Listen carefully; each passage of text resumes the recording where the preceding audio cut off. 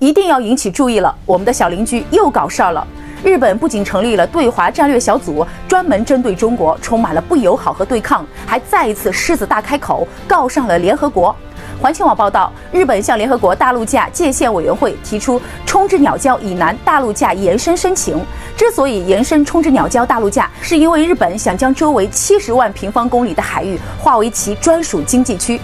小邻居这个算盘打得精啊，想扩大地盘，想争能源，想疯了。冲之鸟礁位于日本东京西南方向约1700公里，主体部分是一个环形的礁盘，在涨潮的时候露出水面的只有2块礁石，面积不足10平方米，这都能厚颜无耻地指鹿为马，指礁为岛，以弹丸之礁非法主张近70万平方公里的管辖海域，日本真的是痴人说梦。毫无意外，这项不合理的主张遭到了中国、韩国、朝鲜等亚洲国家的强烈反对。5月31日，中国外交部发言人赵立坚表示，冲之鸟礁是礁石而不是岛屿，日本方面的主张明显违反了国际法。根据联合国海洋法公约，不能维持人类居住或者其本身的经济生活的岩礁，不应有专属经济区和大陆架。最近的国际局势，特别是受俄乌战争的影响，国际油价和天然气的价格是大幅飙升，更凸显了能源的重要性。日本也因此积极地利用俄乌冲突，因为小邻居是一个资源极度匮乏的国家，